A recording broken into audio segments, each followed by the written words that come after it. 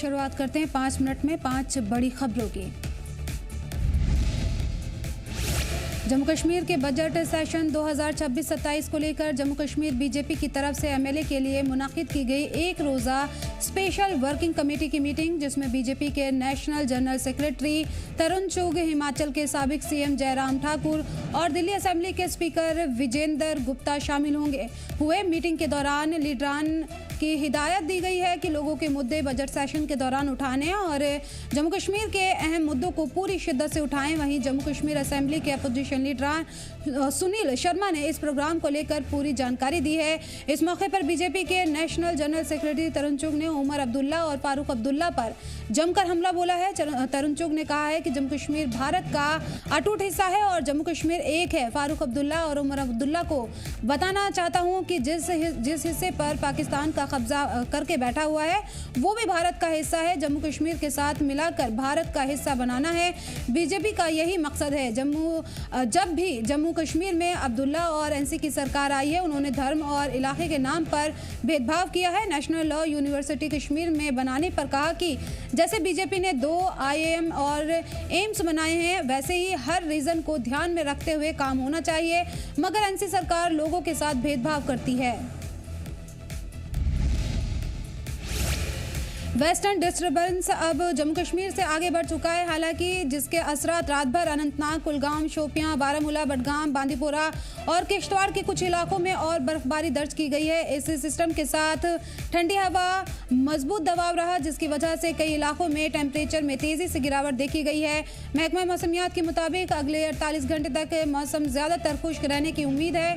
हालांकि सोमवार दोपहर के बाद में एक और वेस्टर्न डिस्टर्बेंस के आने का इम्कान है, जिससे जम्मू कश्मीर के कुछ हिस्सों में हल्की से दरमियानी बारिश और बर्फबारी हो सकती है।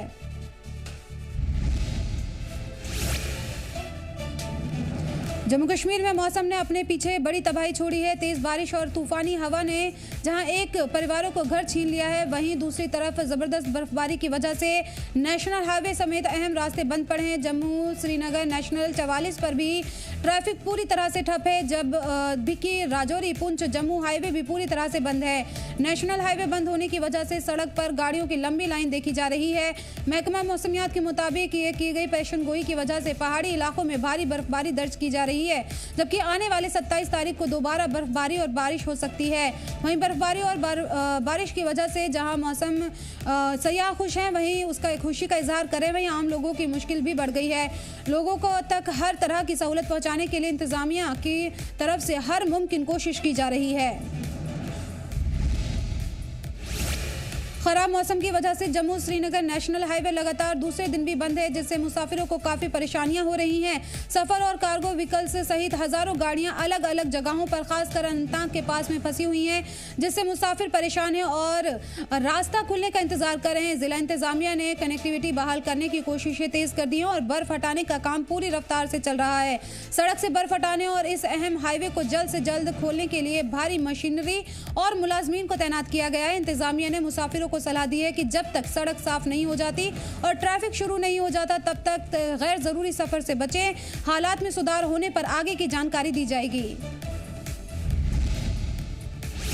उधमपुर में बिजली महकमे के जरिए की जा रही गैर एलानिया बिजली कटौती को लेकर कांग्रेस कारकुनान के जरिए जिला प्रधान सुमित मगोत्रा की सदारत में एहतजाज किया गया है। मुजाहिरीन ने बिजली महकमे का घेराव किया। मुजाहिरीन का कहना था कि उधमपुर शहर में गैर एलानिया बिजली कटौती को बंद किया जाए ताकि लोगों को राहत मिल सके। उन्होंने मकामी MLA और सरकार को भी आड़े हाथों लिया और कहा कि सरकार के जरिए ये भरोसा दिलाया गया था कि पूरी तरह स्मार्ट मीटर लगने के बाद से गैर एलानिया बिजली कटौती बंद हो जाएगी, लेकिन स्मार्ट मीटर लगने के बाद से ज्यादा ही गैर एलानिया बिजली कटौती हो रही है, जिससे आम आवाम परेशान है। उन्होंने 1 हफ्ते का वक्त देते हुए कहा है कि अगर महकमे के जरिए जल्द कार्रवाई नहीं की गई तो बड़ा एहतजाज होगा।